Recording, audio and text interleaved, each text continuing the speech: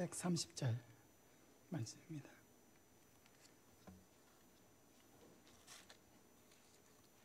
시편 119편 130절 말씀입니다.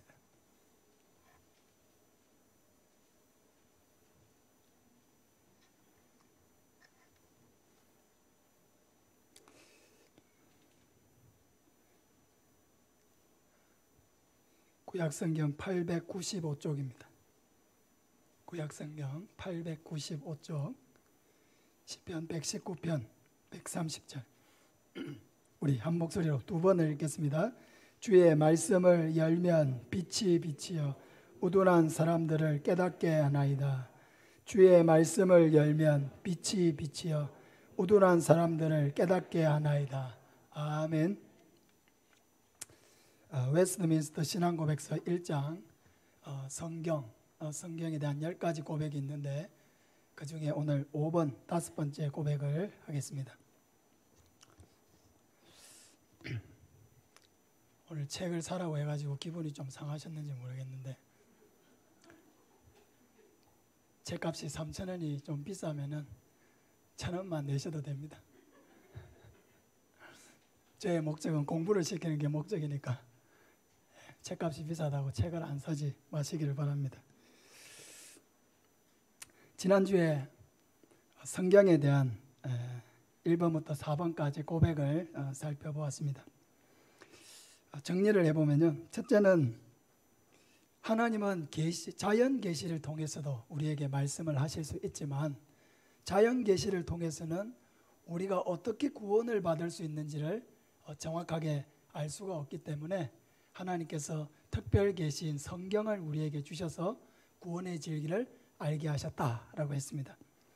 두 번째는 그럼 성경이 뭐냐라고 할 때 이 성경은 구약 성경 창세기부터 말라기까지 39권, 또 신약 성경 마태복음부터 요한계시록까지 27권, 이렇게 해서 총 66권을 우리가 성경이라고 한다. 그럼 외경이라고 하는 게 또 있잖아요. 외경은 성경 밖의 성경 이런 표현인데 외경은 하나님이 감동으로 쓰신 책이 아니고 사람이 쓴 책이기 때문에 다른 일반적인 사람이 기록한 책들과 같은 수준에서 우리는 대하고 외경은 성경에 포함되지 않는다라고 이야기했습니다.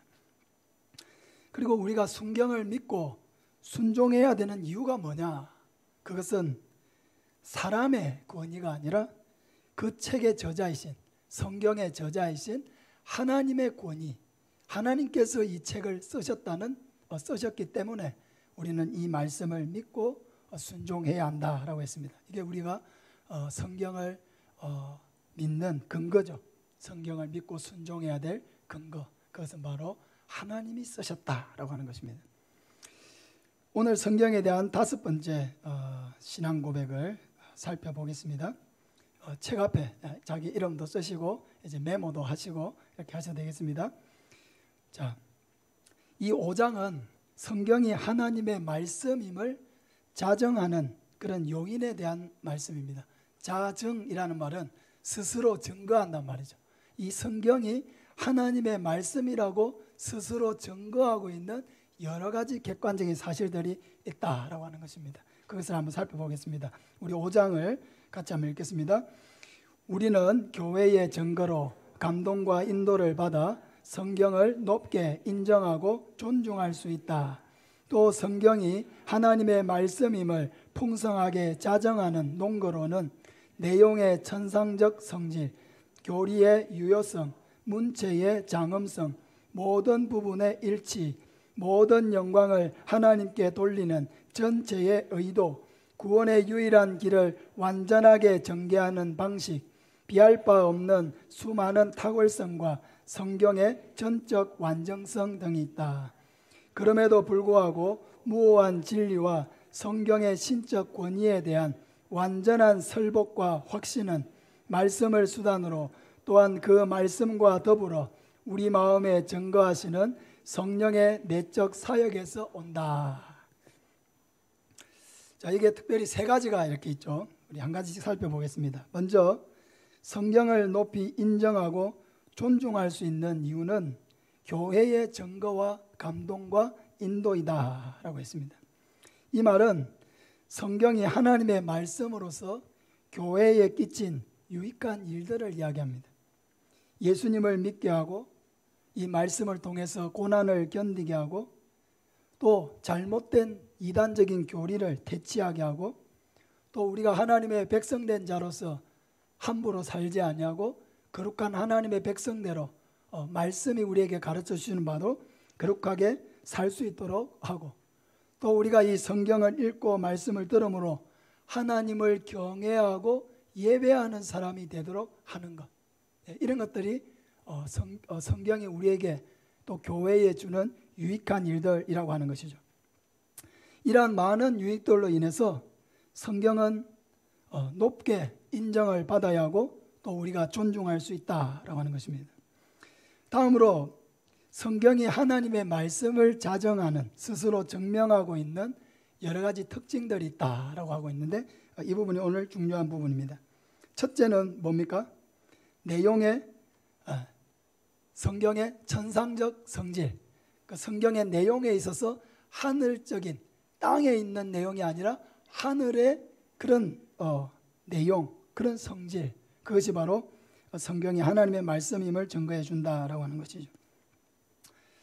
사람이 이 땅에서 많은 책들을 기록하고 있습니다.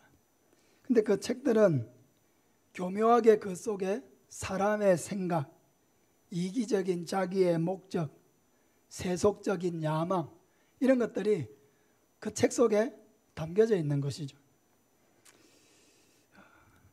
신문도 마찬가지죠.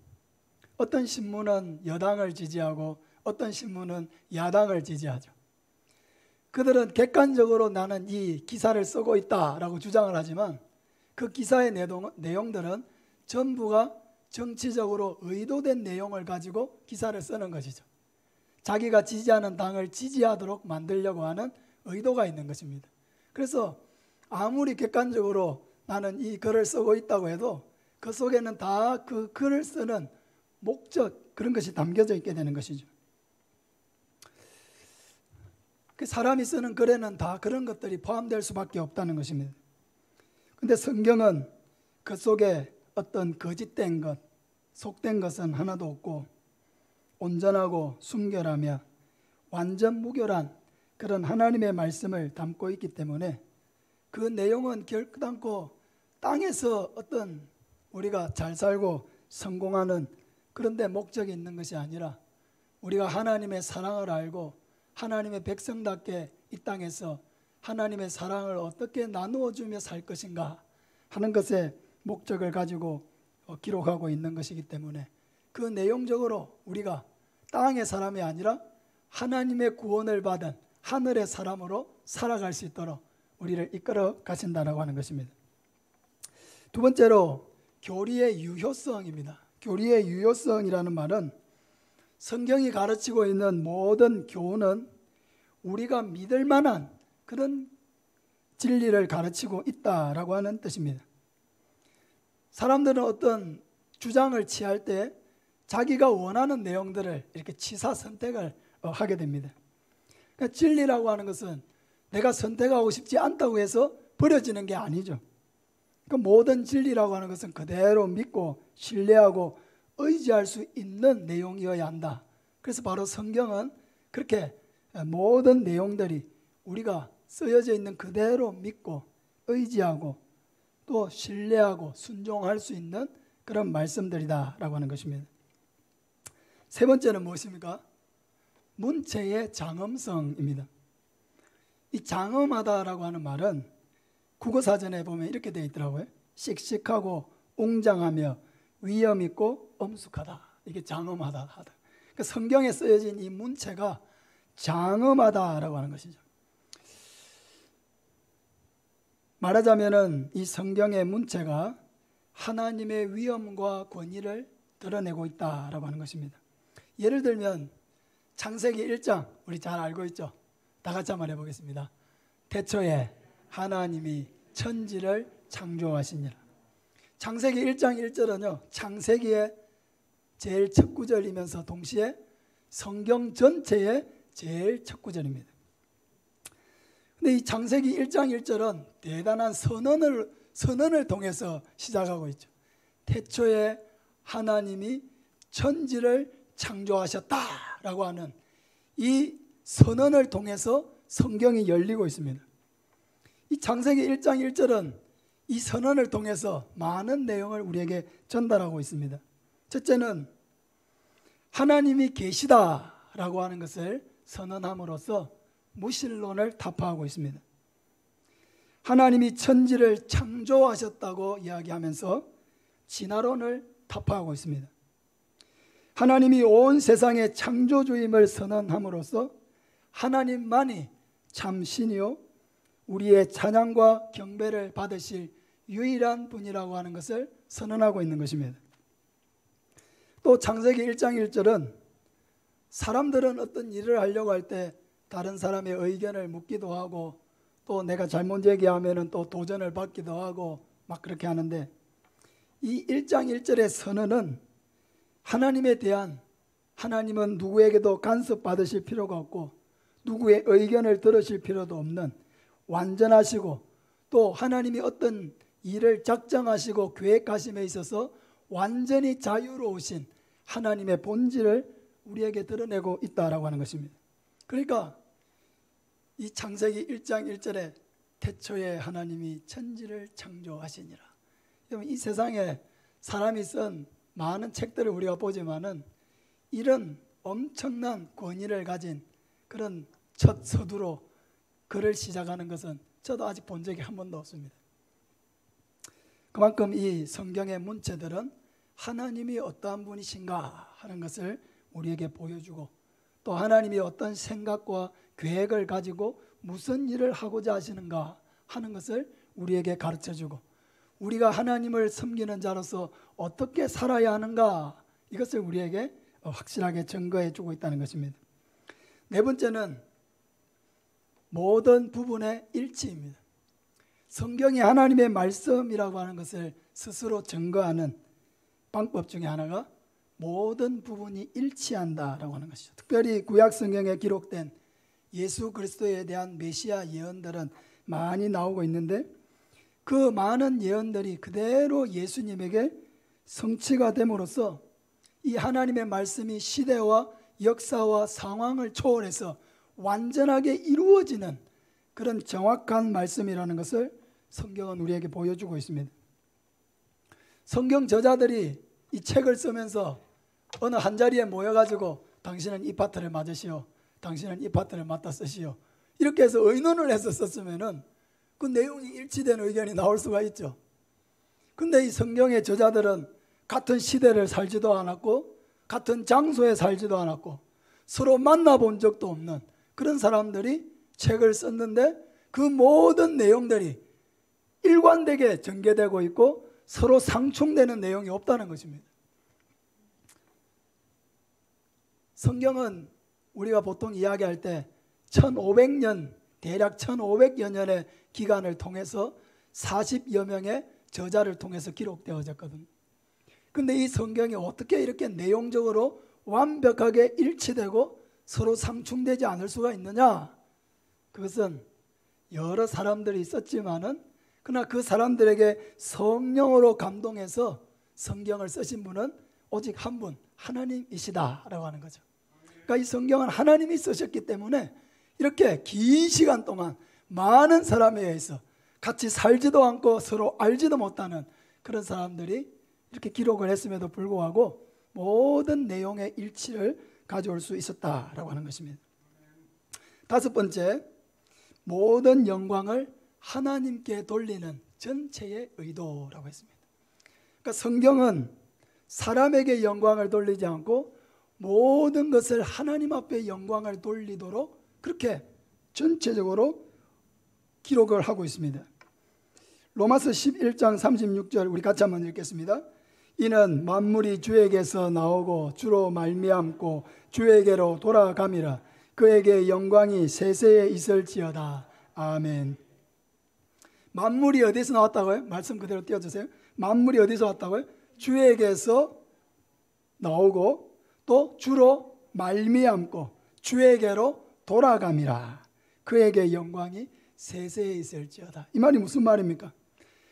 이 땅에서 이루어지는 모든 일들이 하나님으로부터 나오고 하나님의 섭리하에서 이루어지고 결국 그 모든 결과들이 하나님께로 돌아가게 된다라고 하는 것입니다. 고린도전서 10장 31절도 우리 같이 한번 읽겠습니다. 그런즉 너희가 먹든지 마시든지 무엇을 하든지 다 하나님의 영광을 위하여 하라. 우리 대소교리 문답 제1번에 보면은 뭐라고 되어 있습니까? 사람의 제일 되는 목적이 무엇입니까? 사람의 제일 되는 목적은 하나님을 영화롭게 하고 그를 영원토록 즐거워하는 것입니다. 하나님을 영화롭게 한다는 것은 하나님께 영광을 돌리는 것을 말하는 것이거든요. 그러니까 사람의 제일 되는 목적, 사람으로서의 최고의 본분이 뭐냐? 사람으로서 가장 가치 있게 사는 게 뭐냐? 하나님께 영광을 돌리고 하나님을 즐거워하며 사는 것. 그게 하나님, 이 사람의 최고의 가치이고 본분이다라고 하는 것이죠. 그러니까 우리는 모든 삶의 초점을 하나님의 영광에 맞추어야 합니다. 하나님의 이름에 거룩함이 돌아가도록, 하나님의 이름이 높임을 받으시도록, 하나님의 이름이 찬송을 받으시도록, 거기에 우리의 삶의 초점을 맞출 때 우리가 다른 사람들 앞에 함부로 행동하지 않게 되겠죠. 성경은 모든 영광이 하나님의 것이라고 우리에게 선포하고 있습니다. 사람은 그러므로 이 하나님의 영광을 탐내면 안 되죠. 하나님에게 돌아가야 될 영광을 사람이 취해서는 안 되는 거죠. 그러면은 그 사람은 교만하게 되고 범죄하게 되고 결국 하나님의 징벌을 받게 됩니다. 사탄은 원래 누구입니까? 천사장이죠.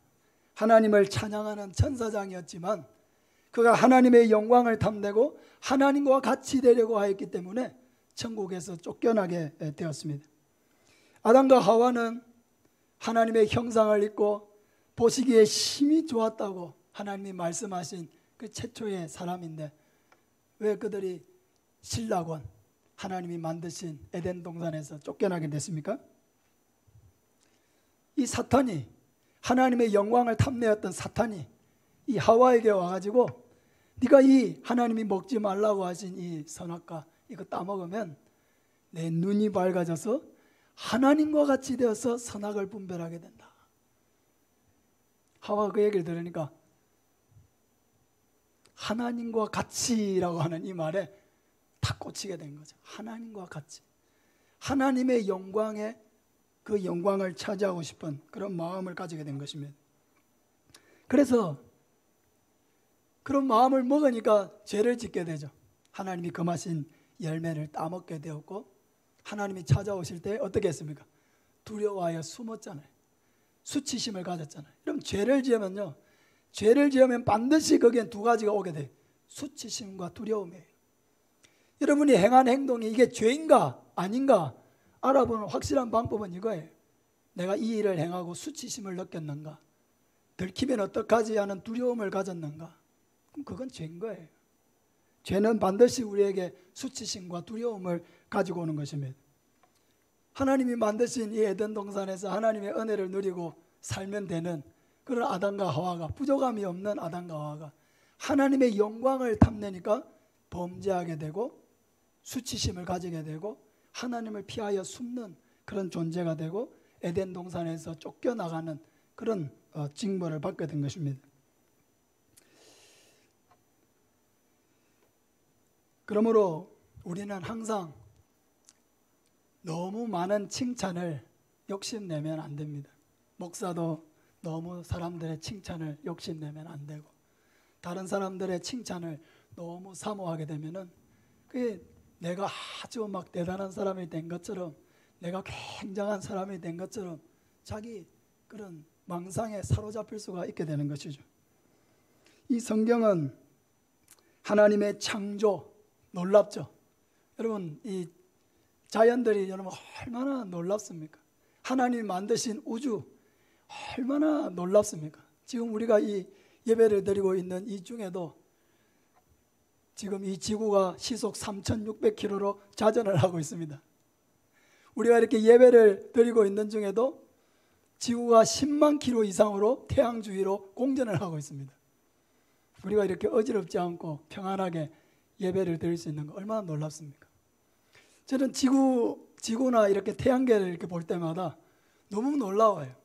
어떻게 이런 지구가 어디에 매달아 놓은 데도 없이 공중에 이렇게 둥둥 떠가지고 똑같은 일정한 방향으로 1년에 한 번씩 자전을 하면서 이렇게 봄, 여름, 가을, 겨울을 만들어내고 자전을 하면서 밤낮을 만들어내고 또 1년에 한 바퀴씩 태양을 돌면서 봄, 여름, 가을, 겨울을 만들어내고 이렇게 이 지구가 지구 밑에 사는 사람도 바닥으로 떨어지지 않고 어떻게 붙어서 살고 바닷물이 어떻게 육지에 붙어서 공중에 그렇게 떠 있을 수 있을까?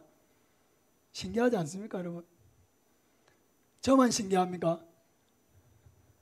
너무 신기하죠? 어떻게 그 태양을 중심으로 수성, 금성, 지구, 목성 하면서 어떻게 이 태양계의 많은 행성들이 그 태양의 주위를 자기의 길을 따라서 무슨 체인이 있는 것도 아닌데 자기의 길을 따라서 이렇게 돌고 이렇게 할 수 있을까? 너무 신기하죠. 하나님의 창조의 그 놀라움과 아름다움, 그 창조 속에 나타난 위엄들, 하나님을 찬양하게 만들고 하나님께 영광 돌리게 만듭니다. 죄인을 구원하시기 위해서 하나님이 아브라함을 택하시고 이스라엘 민족을 택하시고 그 민족을 통하여 구원자 예수 그리스도를 이 땅에 보내어 주시고 우리를 대신해서 십자가에 죽으심으로 말미암아 우리의 모든 죄를 씻어주시는 이 놀라운 우리를 위하여 행하신 이 놀라운 하나님의 역사를 볼 때에 우리가 하나님께 영광을 돌리고 찬양하지 않을 수가 없게 되는 것입니다. 그러므로 이 성경은 하나님을 읽으면 읽을수록 하나님을 더 알게 되고 하나님을 더 사랑하게 되고 하나님을 더 경외하게 되고 하나님께 영광을 돌리게 되는 것입니다. 요즘 우리가 매주 이렇게 매일 새벽에 성경을 읽지 않습니까? 그 성경을 매일 세 장씩 읽는데 성경을 읽으니까 제 마음속에 막 기쁜 거예요. 설레는 거예요. 성경을 읽을 때 마음에 막 기쁨이 찾아오는 거예요. 그래서 제가 성경을 읽으면서 참 성경을 읽는 게 이렇게 좋구나.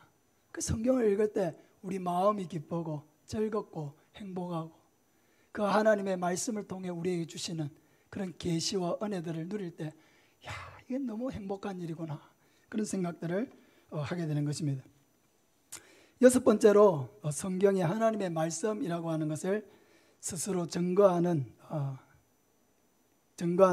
이유는 구원의 유일한 길을 완전하게 전개하는 방식입니다.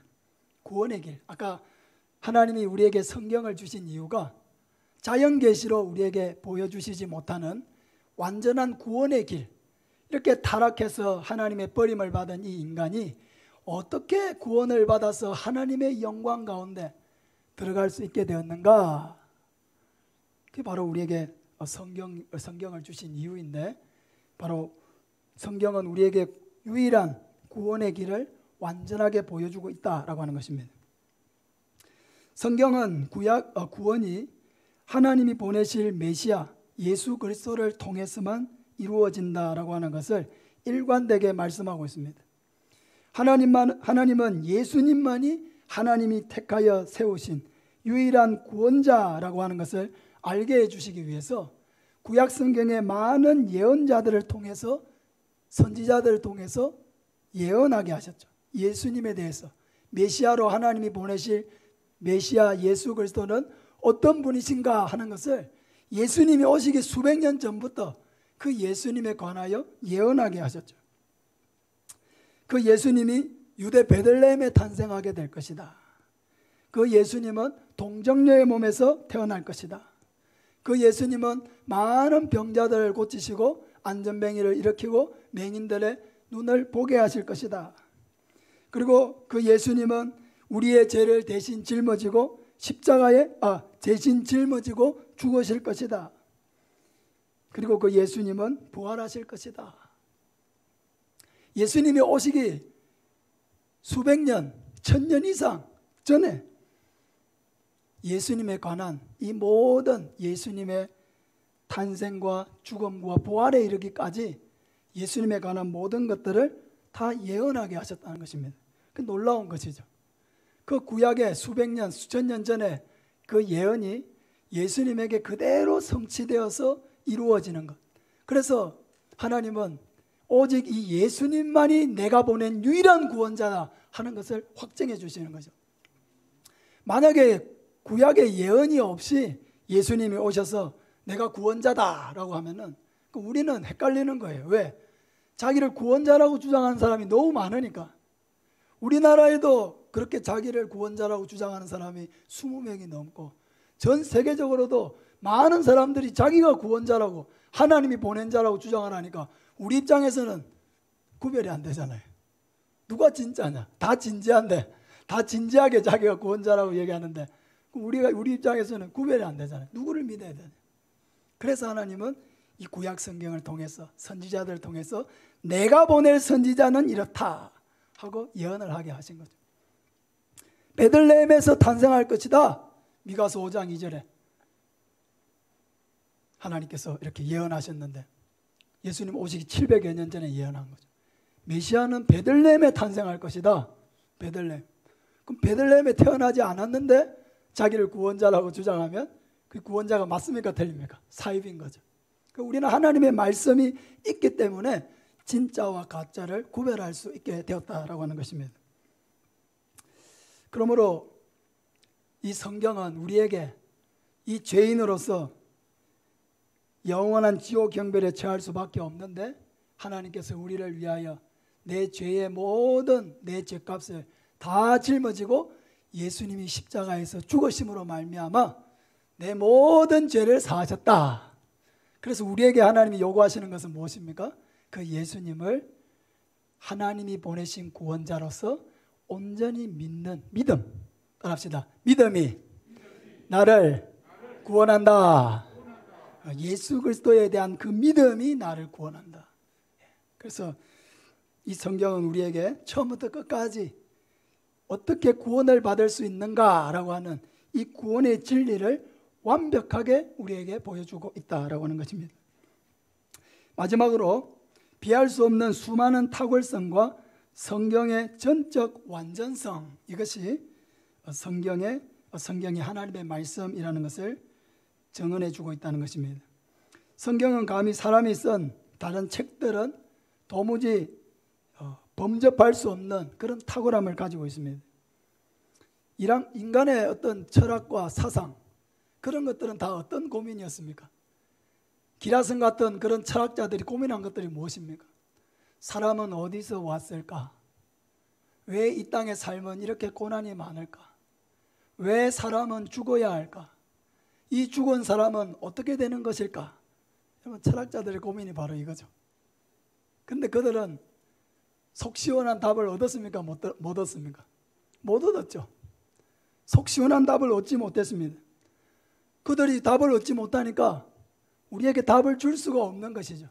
고민만 잔뜩 우리에게 준 것입니다. 그런데 성경은 우리에게 모든 것을 명확하게 이야기해 주고 있습니다. 사람은 어디서 왔냐? 하나님이 창조하셨다.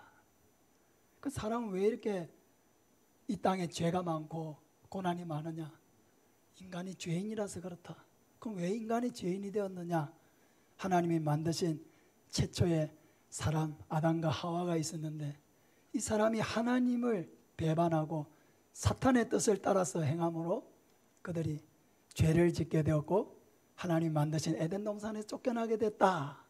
그래서 아담과 하와의 후손으로 태어나는 이 땅의 모든 인류는 태어날 때부터 근본적으로 원죄를 가지고 태어남으로 태어날 때부터 죄인으로 태어나기 때문에 모든 사람은 이 땅에서 죄를 짓게 되고 죄인이 살고 있는 땅이기 때문에 서로 싸우고 상처 주고 미워하고 전쟁을 일으키게 된다. 그럼 이런 인간은 어떻게 구원받을 길이 없나? 구원받을 길이 있다. 하나님이 구원하시기 위해서 누구를 보내셨다? 예수 그리스도를 보내셨다. 누구든지 그 예수를 믿으면 모든 죄를 씻고 하나님의 자녀가 되고 영원한 천국에 갈 수 있게 된다. 그럼 죽으면 어떻게 되냐? 죽으면 끝이 아니라 우리를 위해서 영원한 천국이 예비되어 있는데 오직 예수 그리스도를 믿는 자들만 그 천국에 들어갈 수 있다. 역사상 여러분 기라성 같은 철학자들이라고 해봐야 그들의 고민이 풀리지 않았습니다. 그들은 고민만 열심히 했죠. 어디서 와서 왜 이렇게 고난을 당하다가 왜 사람은 죽어야 하는지, 죽은 후에는 어떻게 되는지. 그러나 그 기라성 같은 철학자들이라 해도 그들은 사람이기 때문에 이 고민에 대한 대답을 줄 수가 없지만은 하나님은 이 모든 것을 알고 계시는 분이기 때문에 우리에게 사람의 시작과 끝에 대하여 완벽하게, 명확하게, 쉽게, 분명하게 우리에게 알려주고 계신다라고 하는 것입니다. 자, 그러면 이제 아까 세 번째 부분이 나왔습니다. 우리 같이 한번 읽어보겠습니다. 시작.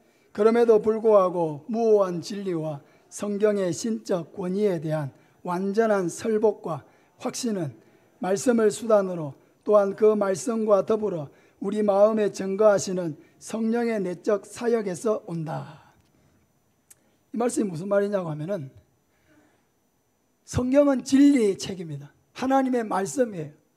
근데 많은 사람들은 믿지 않죠. 진리라고 해서 다 믿는 게 아닙니다. 진리라고 해서 다 받아들이는 게 아니라고 하는 거죠. 그럼 우리는 어떻게 이 말씀을 받아들이고 예수님을 믿게 되었느냐? 그것은 바로 성령의 역사로 그렇게 되었다라고 하는 것입니다.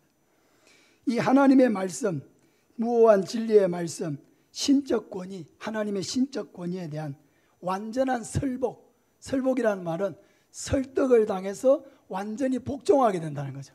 하나님의 말씀에 완전히 우리가 압도적으로 설득을 당해가지고 그 말씀에 복종하는 삶을 살게 되는 이런 일들이 어떻게 일어나냐?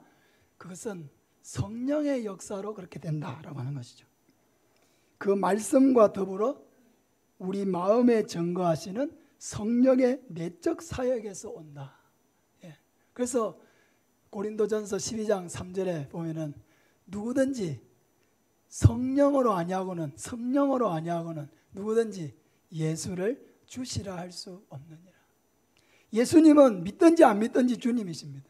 예수님은 믿든지 안 믿든지 구원자이십니다.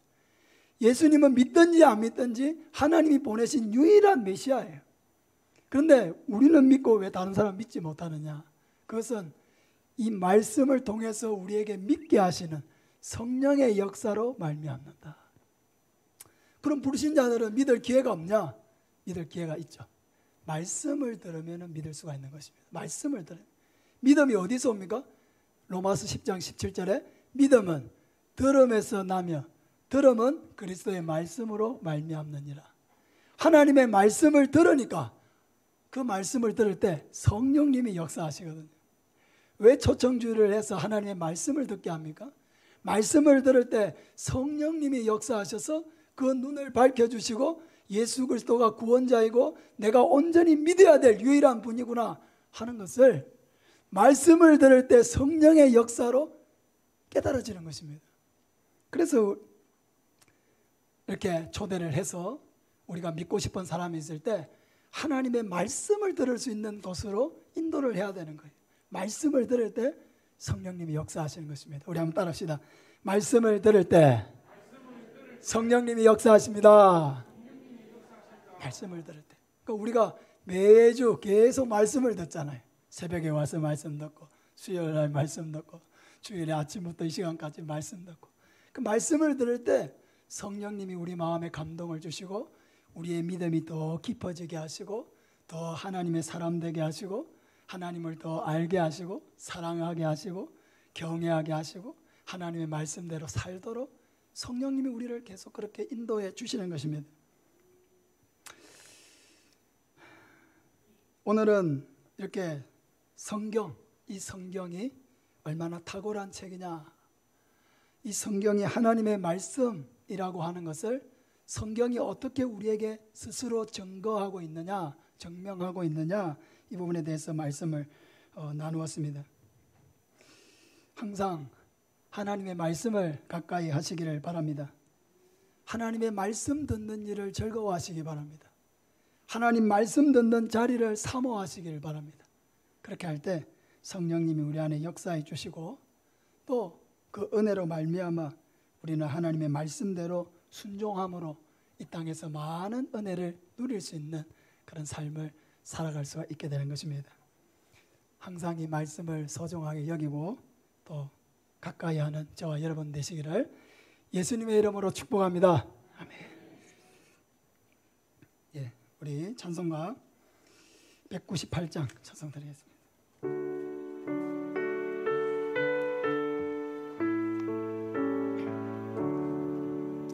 주 예수의 변소 떡을 떼사 우리를 먹이어 주신 같이 영생의 양식을 나에게도 풍족히 나누어 주옵소서.